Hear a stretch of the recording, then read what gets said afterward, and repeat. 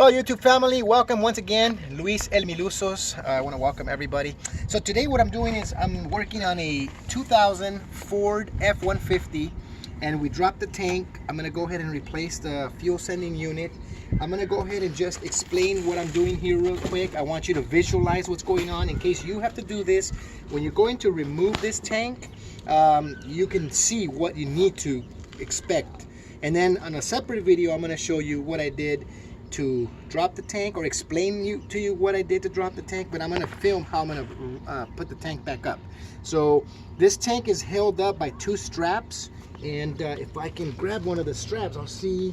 If not, I'll show you on the other video, but for sure it's one strap on this side, one strap on this side over here. That's what holds it up, and then you've got all your hoses that you do. So in this case, one of the things that's important that I'm gonna do, because these were really bad. These hoses, as you can see, they're really damaged, they're real bad, they're all worn out already. I don't want to chance that. So what we're gonna do is we're gonna replace it. Brand new hoses. So I'm gonna have a section of hose here, a section of hose here, and another section of hose on this side here. So you're gonna need about 3.5, so I would say by 4 feet of hose for your vacuum here for the tank, and that way you're gonna have a few pieces left over, but you're not gonna have to worry. So you're gonna use about that much on the first section, and then the second section is gonna be about the same, the third section is gonna be about the same, but the third one, this one, is about 1.5 feet long.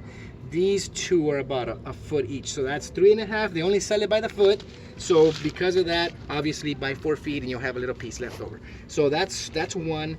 And you have your fuel neck filler hose. In this case, we got one from Napa, and then these we got from AutoZone, but we got this one from Napa where they sell it by the foot as well. It's about 20 bucks, 22 bucks, and if the bend is not too much, it'll bend about that much, which is perfect.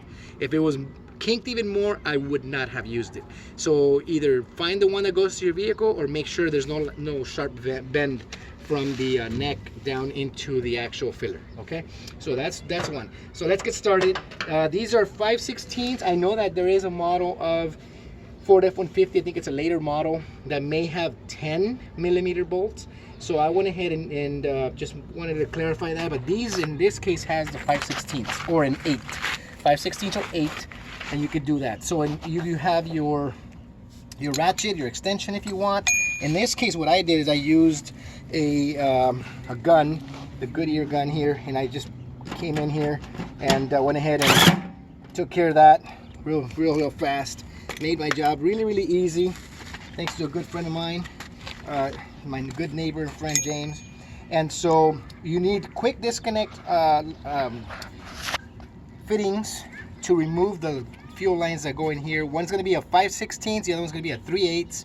So you get these quick disconnect, you slide them like this, the hose is sticking this way, you're going to push these in and turn and make your way in. You'll feel it go in, and then you push this one against it, and then you'll feel when it actually moves, and then you just pull these back and they'll release. Some of them are real easy, some of them may be a little stubborn, so don't get frustrated, just be patient. This is plastic, so be nice to it, and it will take good care of you.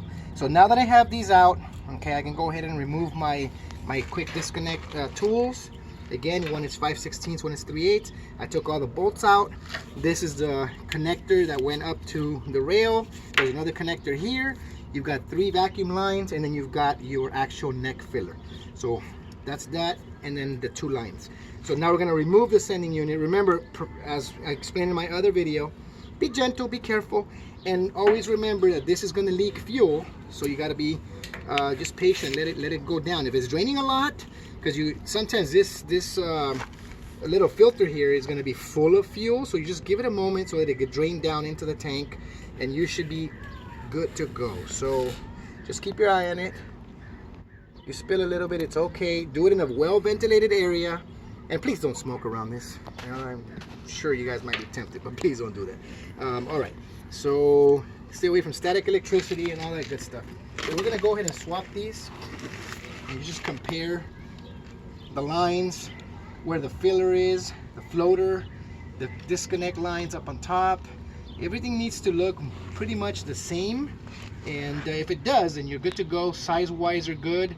Everything is placed where it needs to be. The old one compared to the new one. So I'm going to go ahead and set this here. Put it in that box. And then I'll go ahead and fill this one. Put this one back in. Watch that floater. You don't want to knock that floater out. You don't want to knock that filter out. Just go ahead and be gentle. Like I said, it'll take good care of you. So now we have our bolt holes right where they need to be. Make sure they line up. And if they don't, then we're in trouble. But they should line up. And in this case, I'm having a little bit of, there it goes. All right, very good. So this one, being that it's aftermarket, needed to go a specific way. So on the original one, these lines were just a little bit to this side about here. In this case, they moved this way, but it's pretty much the same. All right, and the other hoses that are coming in are flex, so you can go ahead and put them in and get that done. So again, 5/16 bolts are gonna go in. I'm gonna go ahead and tighten those. I'm not gonna show you how to tighten those. I just wanted to show you how to do it that.